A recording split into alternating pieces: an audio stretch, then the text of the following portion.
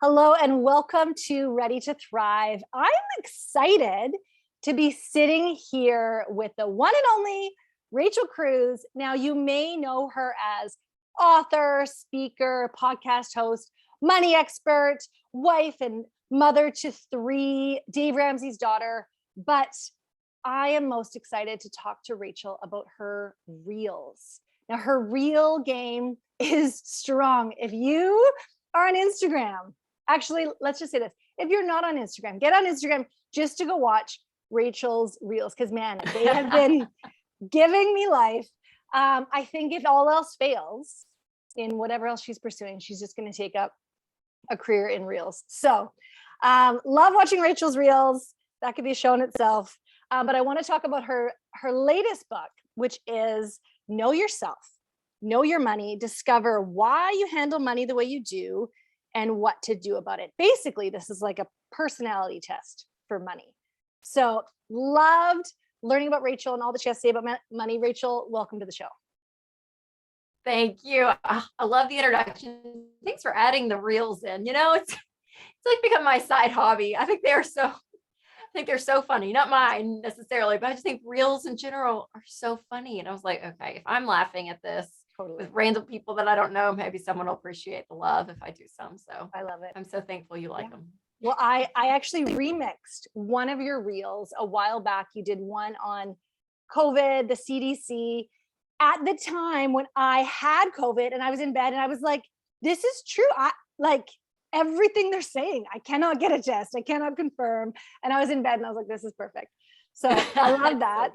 So just to give a quick snapshot of our money story, and you can hear more. My husband and I share in episode 82, we talked about our beginning of our budget and our journey. And so if you want to deeper dive into kind of our own money story, because everybody has their own money story, you can head back to episode 82.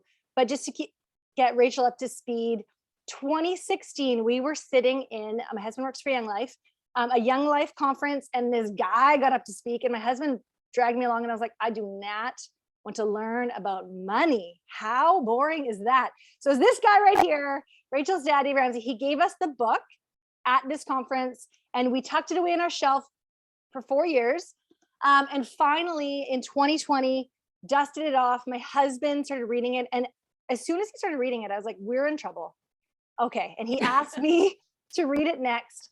And we talked about this in our episode 82, where we just kind of felt like it was a God nudge, where he was saying, like, you're okay here, but you're not thriving. Like, this podcast is Ready to Thrive. What is it going to look like to thrive in your life and in finances?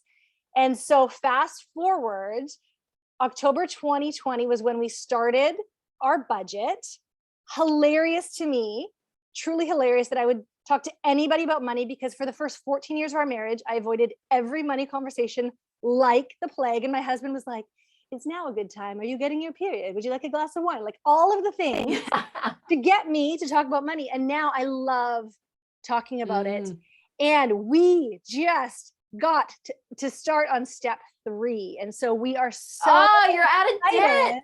So we're out of debt. We are going to talk about it in next week's podcast episode. And I want to talk about how we started off with $78,000 in our line of credit. And we're going to talk about all the little bits and pieces of how we kind of got there, got to where we are now. But it's so funny because we are sticking to our budget really more than ever, because our next goal is to get our 3 to 6 month savings plan in place. So life-changing, to say the least. But I want to hear from you and a little bit about this book. And the first thing I want to talk to you about is, like I said, everyone has a money story. So can you unpack what you have discovered along the way about kind of the home life and how people have been brought up, kind of the classroom where they began to learn about money? Yes. Wow. Number one, congratulations. That's absolutely incredible. And yeah, when I was writing this book, Know Yourself, Know Your Money, for this one, I was like, we are very tactical at Ramsey Solutions here. We are helping people get out of debt. We're helping you save up for an emergency fund. We're helping you when it comes to grocery shopping, or when you get a mortgage, what that looks like, insurance, right? All these things that you have to have. But we know that a big part of money, though, is the behavior side. So we always say personal finance is 80% behavior.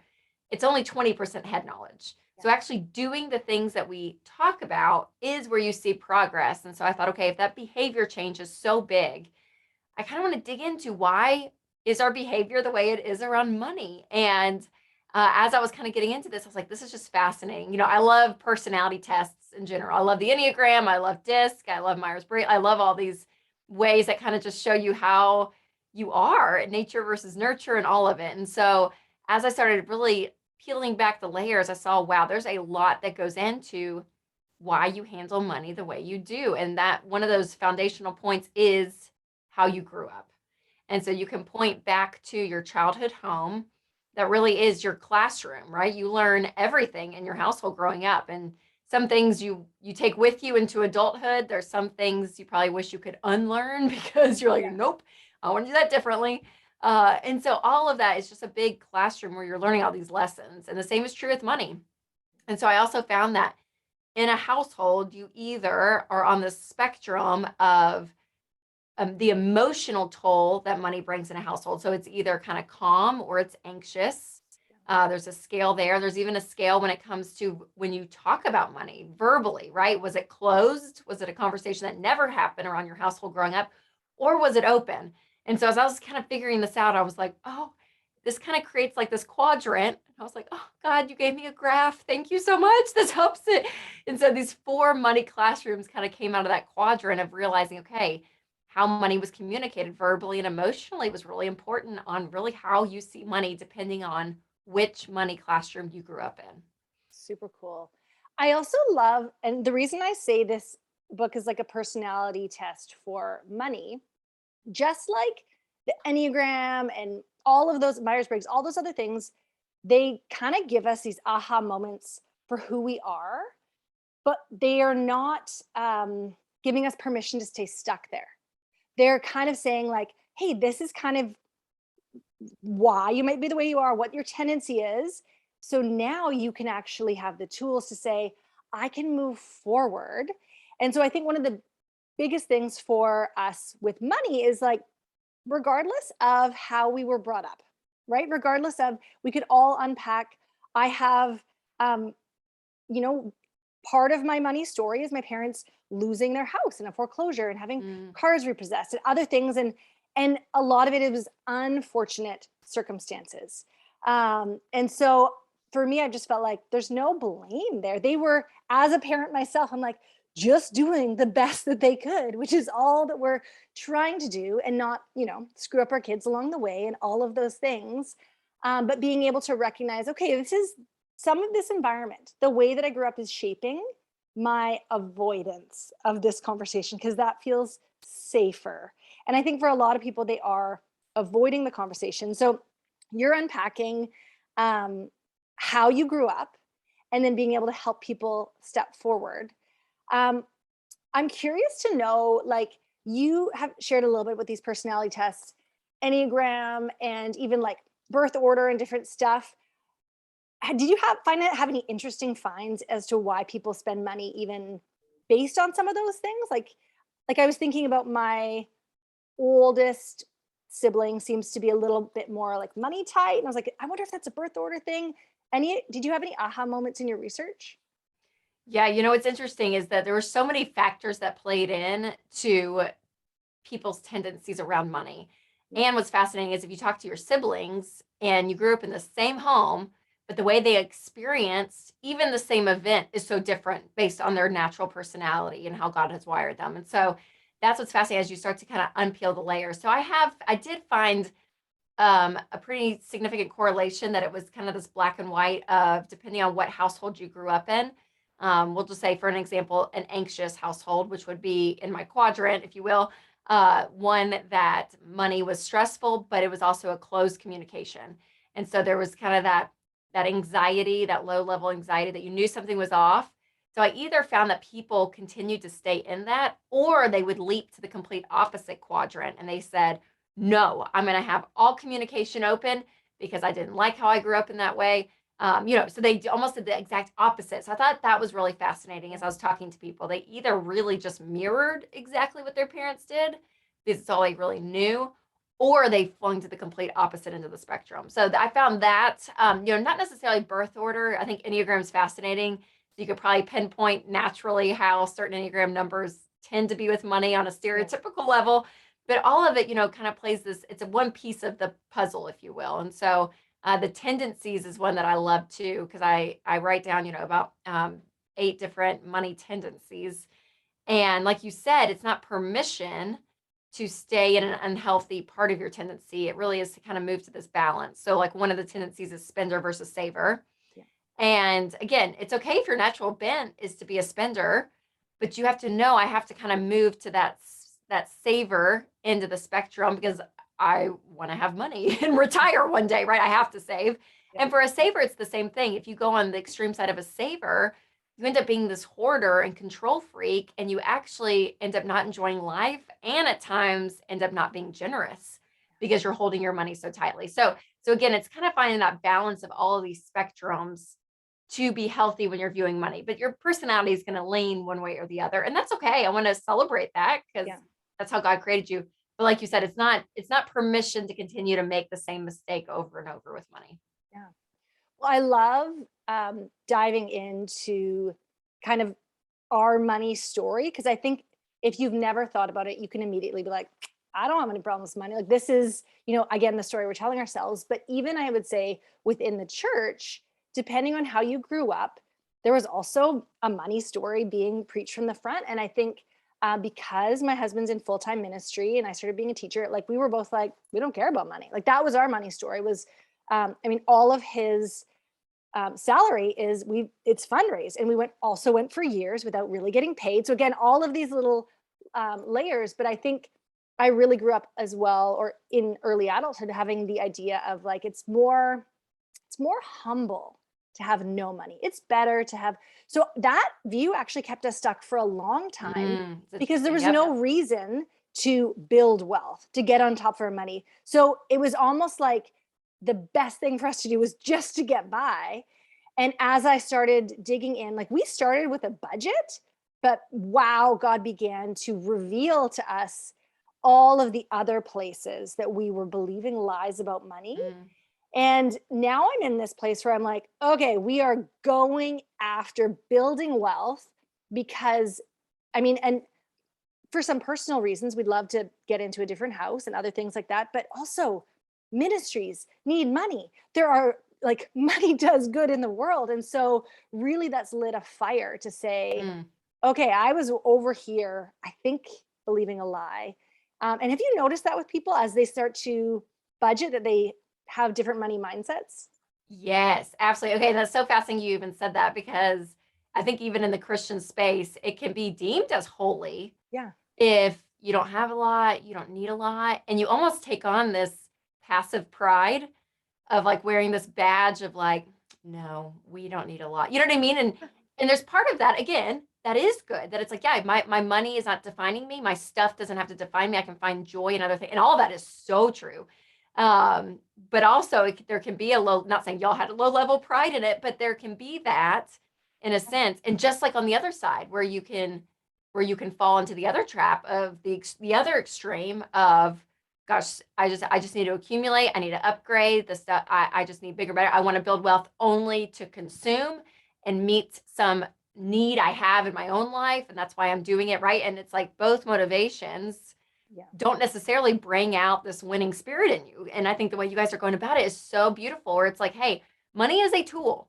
It's a tool to create a life that I love. And it's a tool to help people. If you have something you love, Young Life is one of those. I love that he was on staff. My husband and I met through Young Life. We were both leaders in Knoxville through the University of Tennessee. And we were on Young Life committee for years here outside of Nashville. So we love it. And we give consistently to Young Life still to this day, because it's I believe in that ministry so much. And it is a joy. So it's like the fact that you get to work, make money, even build wealth, to go and put it back into the kingdom of God. What a beautiful thing. And that's what it is, right? And so I love that mindset shift for you guys. That's just encouraging for me to hear that part of your story, because I'm like, oh, that's amazing. So So yeah, your money mindset is big of understanding your why, your motivation to why you want to win with money, or maybe why you don't want to win with money. To ask that question. I mean, all of it. So that motivation underneath a lot of this is really, really important to tap into. That's why even in my book, that's why I'm like, I love to go under the surface of the tactical side of money. Like, what is under it? What is the thing under it? Whether it's the fear, the anxiety, the motivation, the good, the bad, all of it that's underneath all of it. So important to kind of dig that out. And if you are a believer, to know that you have a redeemer on the other side, that it's like, this stuff doesn't have to own me. My past mistakes don't have to own me. My childhood doesn't have to own me, and all of it, that it really can be used for good. And that's such a beautiful part of it too.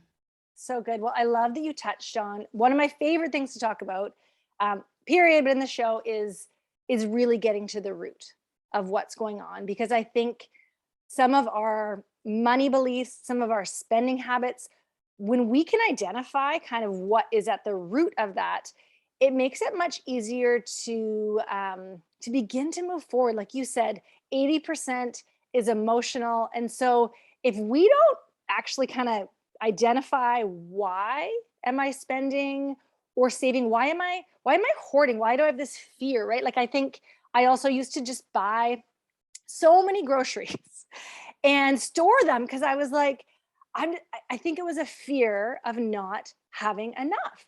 And at one point, my husband said to me, like I was buying coffee from Costco, but it'd be on sale and I'd buy like 6 like giant bags. He's like, here's what you need to think about. Like that money, really, we're spending something and we're saving it there instead of using that money to pay off debt. And maybe that's $50. That doesn't seem like a lot, but that was again another mindset shift where I had to go, okay, it actually isn't helping my family to be hoarding stuff. And what was the root of it? It was a fear of not, right? Like I think it's a very Yes, legitimate fear based on what's going on in the world right now, 100%. what's been happening over the last 2 years. So what would you say to people who are feeling like um, they're just feeling afraid when it comes to money? Do you have any thoughts on that or how to help people? Oh yeah, it's a big emotion around money, and it was big when I launched the book in the middle of a pandemic, and now it's almost shifted to when we're recording this now. You know, things happening overseas with wars to inflation. I mean, all of it, right? It's just this. It's a wild ride that we're in, and so what I have found is when you do take control of your money, when you do say, hey, the borrower is slave to the lender, when I can get out of debt and be free from owing anyone anything, when I can store up some cash in the house of the wise, there are stores of choice food and oil. A foolish man devours all he has. Wise people save. And you do this biblical way, common sense way of living with money. What ends up happening is that fear does subside because you have a level of control with your money. So there still can be fear, and I even found this for me in the pandemic. You know, my husband and I, we've been doing this for 12 years, so we're on baby step 7. You know, we're fine. When you look at it, our numbers on paper, you would say, yes, you guys are good, you're solid, you're fine. But I had about 3 or 4 days in the pandemic where I just had fear override. I went to bed scared. I woke up scared. I was like, what is happening in our world? It was like May of 2020. Nothing had changed. You know, it had gotten worse. The stock market was all over the place. I mean, and I thought, what? And it was a check for me, honestly, to say, wow, I didn't realize probably how much value I did put in my money, and I didn't realize it. And I've been teaching this stuff for it not to own you, and it kind of did on this emotional level for me. So there was a convicting moment I even had in all of it. So all that to say, the fear can be very real from the numbers standpoint, that if you're living paycheck to paycheck, yeah, gas doubling 50%, groceries going up to 20%, like that is real. And that is real fear, because you're thinking, am I able to pay my bills? But there's also a fear that can happen just emotionally of, am I going to be okay? Like you said, having all these like just bags of coffee, right?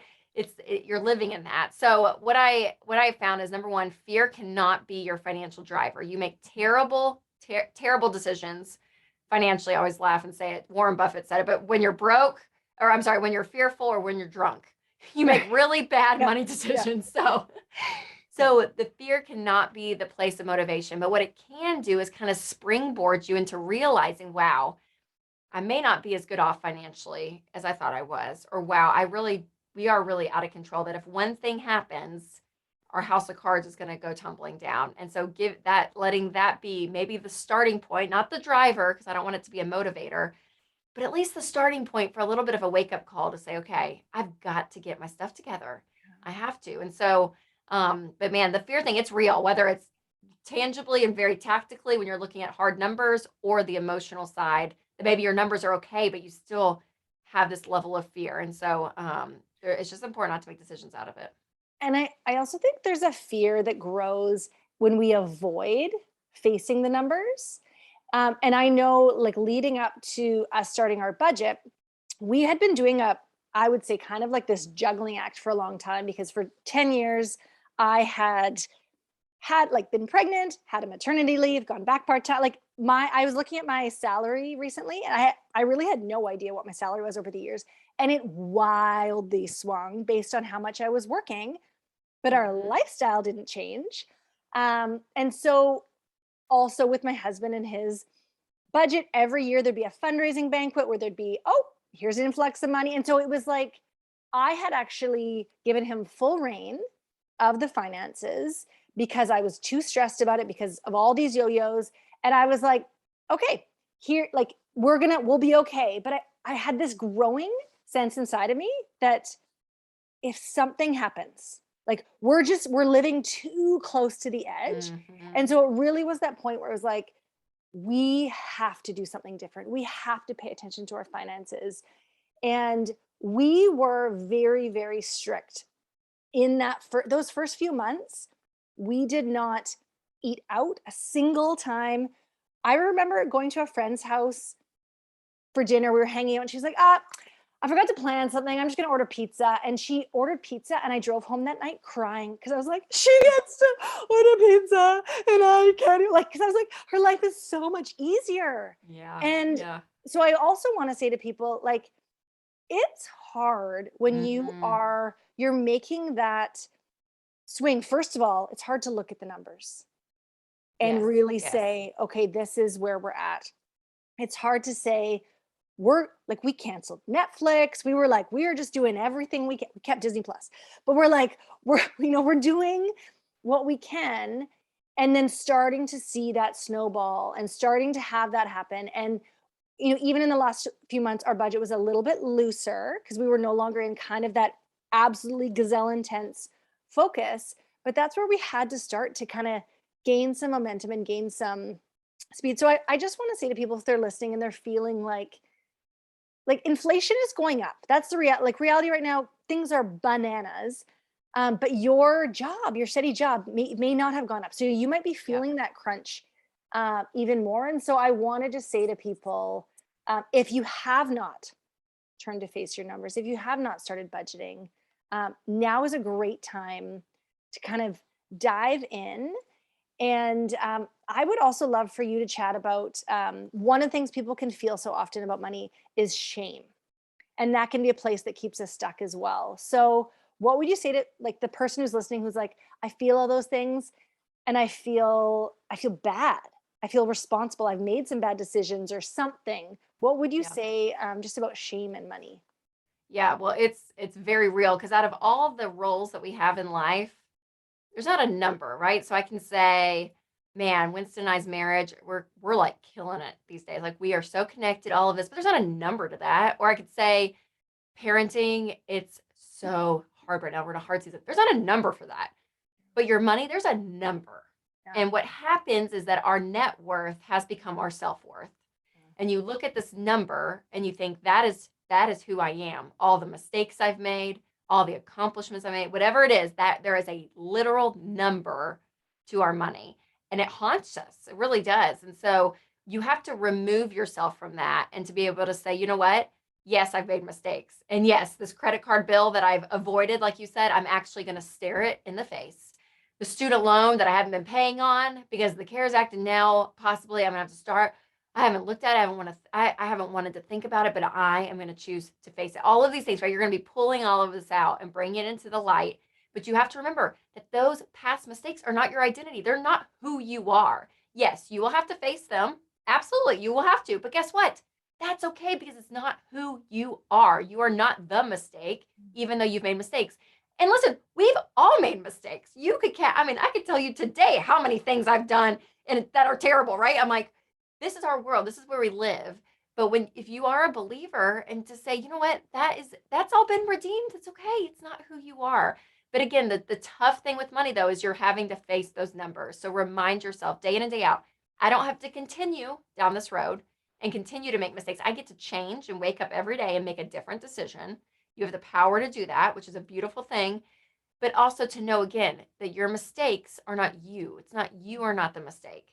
And removing that is huge. And that's true not just with money. Like that's true as a mom, that when I screw up and I yell at my kid or I do something and I'm like, I have to go back and apologize, like that is not who I am. Like I know who Rachel Cruz is, and that's not me, that mistake. And so you could do that with every area of life. But again, money's a tough one because there's a number that is staring at you in the face. But facing it again is that first big step. So I love that you touched on that. But bringing things into the light is huge. And I do find that usually we've built something up in our head, it's magnified in our head.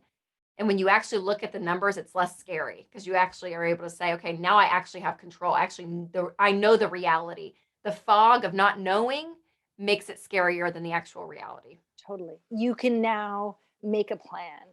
And I love that you kept using the term bring it out into the light, because I think you're right. It is every single part of our lives. That so much of my own personal story is just the like things that I was burying deep down inside that I thought I was keeping myself safe and protecting me, was destroying me from the inside out. And so the brave place to like, I'm going to turn and face this and bring it to the light. That is where there is freedom. That is where there is healing in all of these places. Yes. And And so, bringing other people in, right? So if you are married, you and your spouse doing it together. If you're not, have a friend. And the word accountability partner, I kind of cringe at sometimes because I'm like, I feel like it's just thrown around so much. But just the idea of having someone to walk with you, not to shame you or anything, and not to put more on you, but to call out who you are, like to encourage you in it. And when you have someone else that knows you on that level, again, this is any area of life, but even with your money that knows you, there's something about that. Like you're saying, it's in order to heal and to be in the process, have people around you who can support you and love you in it, because that's a huge part of the process as well.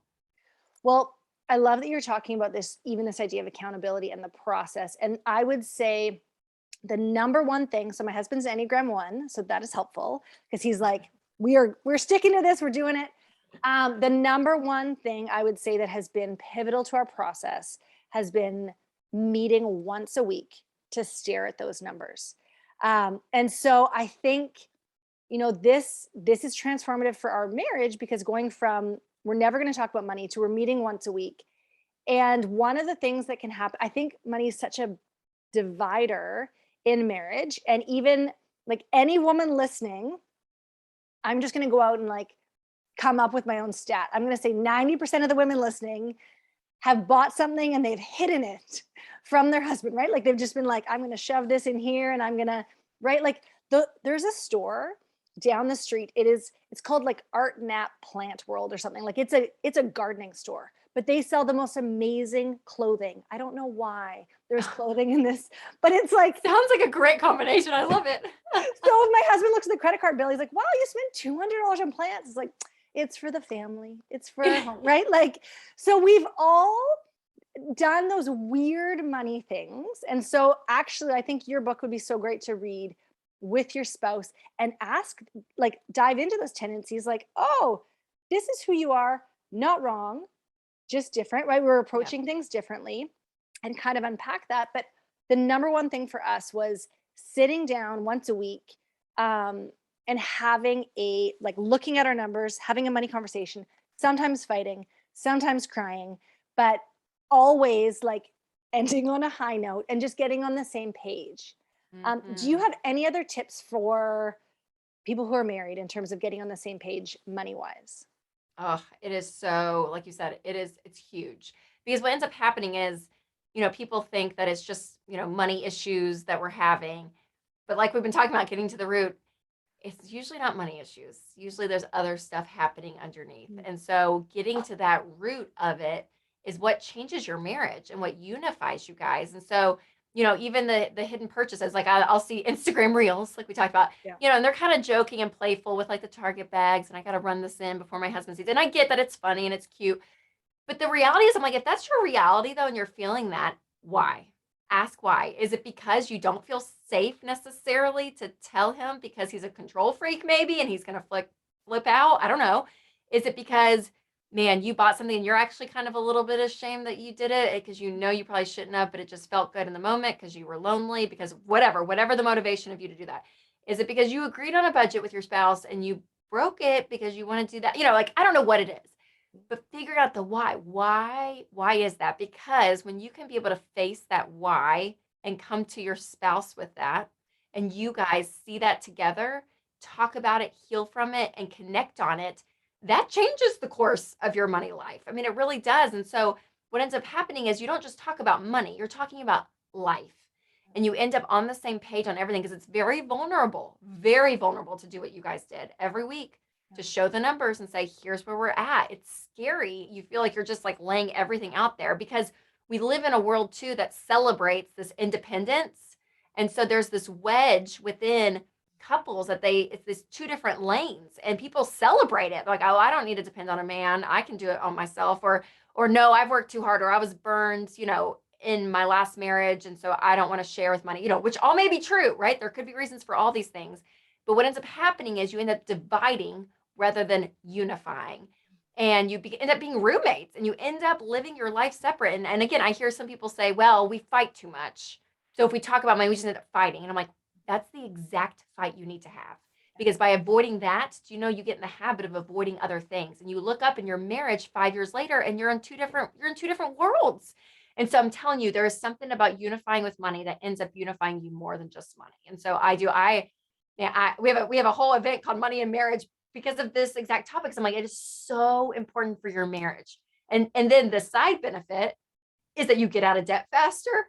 You work together as a team. The side benefit is the actual money progress that you make. But man, the intimacy that's created in a couple when they work together, it's a beautiful thing. It really is. And it's amazing when we get debt-free screams on the radio show, people say, oh, our marriage is totally different than when we started. And it's like, you didn't do a marriage course, when you were going through this process, but there's something about it. It is, your treasure is where your heart is. Like there is something so real about it. And I love that you are talking about this and that you're leading the way, you and your husband, of saying, yeah, this is what we did every week. And man, I just can't echo it enough how important it is. So good. Well, I want to just tell everybody as well, if you go to episode 82, where we talked about the beginning of our budget, we actually started a series a few episodes before that, just called Having Hard Conversations, and what it looks like. That might be a great one to start with if you feel like this particular topic is hard, because just because we're married, just because we've been married for 10, 15, 20 years doesn't mean we always know how to approach those hard conversations, again, because we have fear of how they're going to respond. They haven't gone well in the past.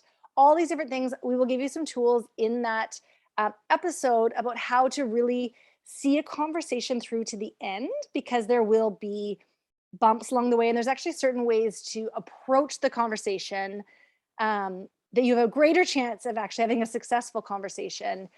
Because some people are listening right now and they're thinking, this is awesome. I'm alone in wanting to change this. And so I just feel for you and appreciate it. And even saying to your spouse, this is like, we got to change this. You need to change this. That's not always going to work. And so you may need a few more tools to kind of come at it, around the bend. There are some things, my husband, the episode that just dropped this past week was on habits. And my husband has some of the best habits, maybe because he's an Enneagram one. But the way he's figured out his particular like health, exercise, Bible reading, all of those things are in that episode. But one of the things I shared is that he's never once said to me, you should do this. You should probably like be reading your Bible every day. You should be going to the gym. Like he's never said that to me once, but seeing him change in all of those things is so attractive to me personally. And that can be the case with money as well. When you begin to change these habits and certain things, when you're, I am in Canada and the border's been closed for 2 years and it's just kind of popped open a bit here and there. And I went down to Target last December. And this was like, I haven't been to Target a year and a half. Like I am salivating. And I got there and I realized how much I had changed mentally, money wise, Wow. because I was like, oh, I don't need this. I'm not buying this just because it's $5. I'm not buying this because I'm at Target. This could be cool. And I left and I was like, huh, okay, that was different. But I noticed, I was like, oh, Wow. things have changed. And that then has a ripple effect, right? As people see, okay, I'm now seeing some of that change. And so I just want to encourage somebody, if they're feeling so discouraged that they're not on the same page with their spouse, you can also begin to start making those changes and I believe they will follow. That's so good. Yes. And, yeah, like you said, just sitting there and being like a barking chihuahua, like, you got to change, you got to change, it's not gonna be effective. Right. But also talking about your why and saying, man, this is why I'm doing it, whether it is because I'm fearful. Maybe that's your why at first, right? I'm scared that we're not going to be okay if something happens. And that's kind of scary for me. Or I want to see my kids not live in the tension that I'm feeling right now. You know what I mean? Yeah. And sharing your heart behind it as well can be really helpful. And then I have found it's a little bit more on the tactical side, but I have found specifically with husbands that are not on board, when the wife just shows the numbers and actually does kind of the hard, scary work of looking at everything and listing it out and saying, man, in 13 months, we could be completely debt free if we did this, this, and this. And they actually see a plan and a reality. I've seen that help too. Some husbands, it just kind of is the green light to say, oh, okay, it's not as big or frightening or crazy as I thought. And there it is. So however it is, whether it's you changing, like you said, or you just communicating even just your why, your heart, your root behind your change and why, or on a very tactical level, just showing a plan of numbers that may help sway a little bit, whatever it is. Yes. I agree though. It can be one of the hardest parts when you have something that you want to change and your spouse isn't on board. So I echo that for sure.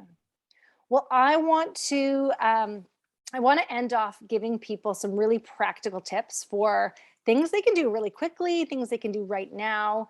Can you give me some of your money saving tips, things that people can start with aside from, yes, of course, doing the budget?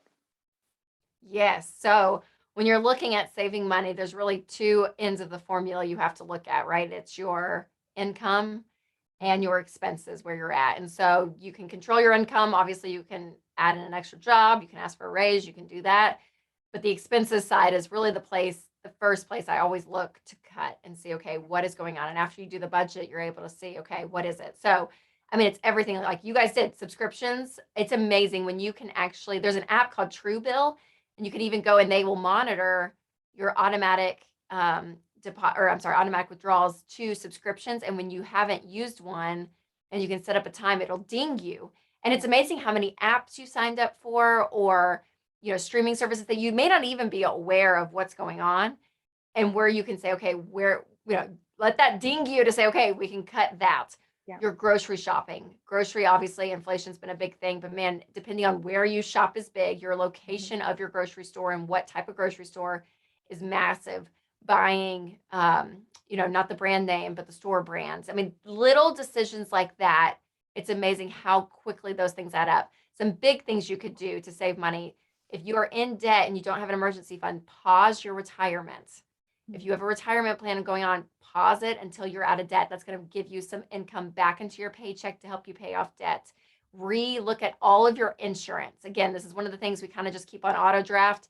And you could go years not re-looking at insurance. So it's amazing to look at your auto, your home, your life insurance, and see if there's any money that can save there. So those are two big things. Even your taxes, looking to see, okay, am I getting a huge refund every year? And if you are, look at talk to your HR department and look to see, okay, where can I shift my withholdings in my taxes and actually get more money in my paycheck? So there's big things you can do, again, that kind of seem overwhelming, but you're going to see a big swing, possibly cash wise with that.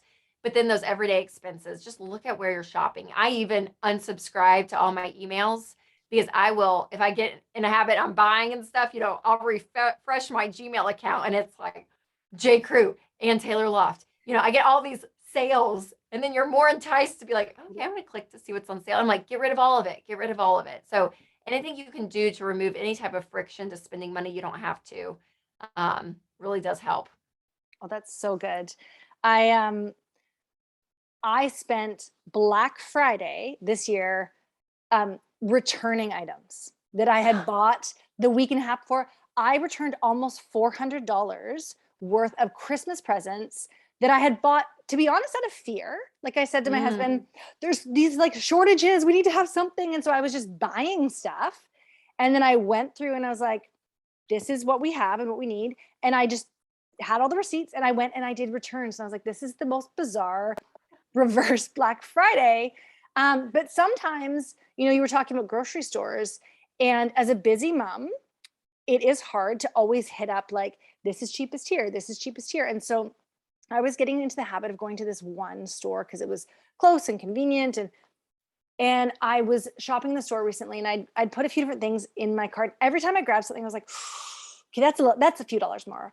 And then at some point I thought, I can't do this. And I went through the store and I was like, putting everything back, got in my car. I drove 20 minutes to the other store. And I wouldn't recommend this as like a normal practice, but it was very humbling to say, like, I can't do this. Like this was more convenient. And sometimes the fact is we have to make the convenient option, right? Sure. We're not going to be maniacs, but I just realized I was like, I can't actually be going to that store anymore. I need to plan a little bit better. One of the other things I heard you say, and again, this is just a quick like mindset shift, and then we're going to kind of wrap it up. You said that in something called comparison spending, you said, if no one sees this purchase, do I still want it? And I was like, that is an awesome filter. If we're going to have certain filters when it comes to our spending, that was a great one. Can you unpack that? Or do you have any other filters when it comes to spending, what you would kind of give people? Oh, I'm an Enneagram 3, so that's my filter. It's for the other people, because I did realize, I caught myself, and it was actually during the pandemic when that hit me. I was rewriting some of the book, and I added that toward the end because it hit me where I realized, gosh, we're doing a lot, because I was diving into why do I spend the way I spend? And for me, I love spending. I'm more of a spender than a saver. So I'm bored, or I just kind of need a little bit of an excitement, something new, even if it's a $15 pair of earrings off Amazon. I'm going to just do, I can get into that habit, and I had to check myself and be like, okay, why? And then I realized, Rachel, what amount of purchases would you not buy if nobody could see it? Or you couldn't post it on social media. No one knew that vacation existed, all of that. And it was an interesting filter because my husband, he loathes social media. He is like anti-social media. He's off of it, all of it. So we've made a deal early in marriage that I would not post him or even the kids. The kids rarely I will, but it will not, my accounts will not be our family 100% because he just wasn't comfortable with it. And I agreed. I was like, that's fine. And because of that, even the pictures I take of my kids now, I know are not for other people because I'm not going to be posting them. They really are for me. And it just changes your mindset. So I took almost that approach to my spending where I was like, okay, what if nobody could see this in person on social media? Do I still want it? And sometimes the question is yes. Maybe I'm like, no, it really is a cute pair of shoes and I think they're fun and I'm going to wear them to work and I like them and I'm going to just buy them. But there's probably a good 50% of the purchases I've made in my life that I'm like, oh no, I wanted the compliment or I was looking for something, right? Which again, we could have a whole psychology of Rachel Cruz in this podcast, but the deeper meaning of why. And I think the healthier I've become as a person, my spending has changed. And so it's fascinating to look, but yeah, that's a great filter for some people is to ask yourself, if nobody sees this purchase, do I still want it? Oh, that's so good. I even just love thinking about what you just shared about social media and the pressure and everything that moms have. Oh, that's a whole other conversation about, I'm like, half the time I'm like, my kids dress themselves and they're a hot mess. So just, my kids look homeless like all the time. I could go into it. Anyways, okay. Well, this has been so fun. And I hope people grab your book. And I just closed my tab that had the title. Know Know yourself. yourself. Yeah, you're good. Yeah. Know yourself, know your money, discover why you handle money the way you do and what to do about it. I think that's just honestly such a needed book. And right now, we need to be wise with our money. And what you said at the very end, I just want to touch on, as you have grown more emotionally, spiritually healthy, all of the things, as we become really healed and whole people, it affects every aspect of our lives. And so sometimes we need to focus on one place, and you can focus on money. That actually is going to highlight other things to you as well. And so my hope for everybody really is just freedom. Christ has given us freedom, and there are places where we are stuck. And as Rachel was saying before, like, we don't need to stay stuck in those places. But if God is nudging your heart right now towards finances, there is hope for you.